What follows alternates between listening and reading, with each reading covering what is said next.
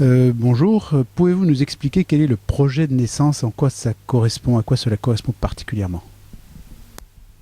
C'est une démarche des couples initiée depuis quelques années, notamment par l'entretien prénatal précoce qui est proposé à toutes les femmes enceintes au 4e mois de grossesse pour exprimer sous forme d'un papier, d'un document, leur souhait d'une naissance idéale pour elles, en tout cas dans les modalités qu'elles souhaiteraient pour accueillir leur nouveau-né.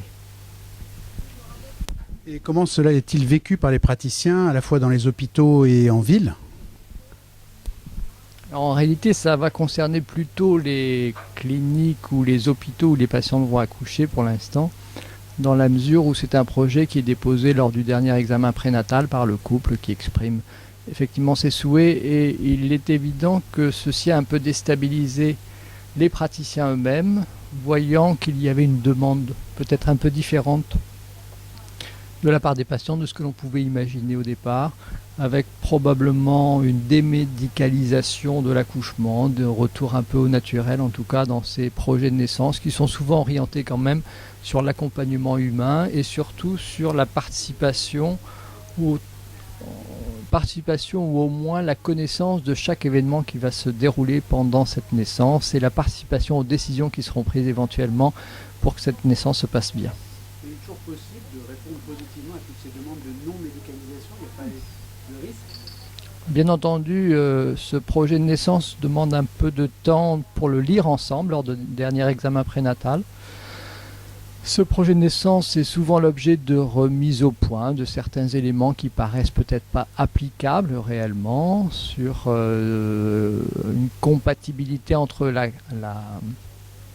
l'assurance d'une qualité en sécurité et peut-être des souhaits un peu exubérants où là il faut recadrer les choses. Ailleurs, chaque point est étudié, souvent expliqué, en sachant que certaines situations vont devoir sortir de ce projet. Je prendrai l'exemple d'une patiente qui exprime dans son projet ne souhaitant absolument pas de césarienne, refuser tout geste thérapeutique, où il est bien entendu de la responsabilité du médecin d'expliquer que cette éventualité ne peut pas être exclue de la naissance aujourd'hui en France en 2011.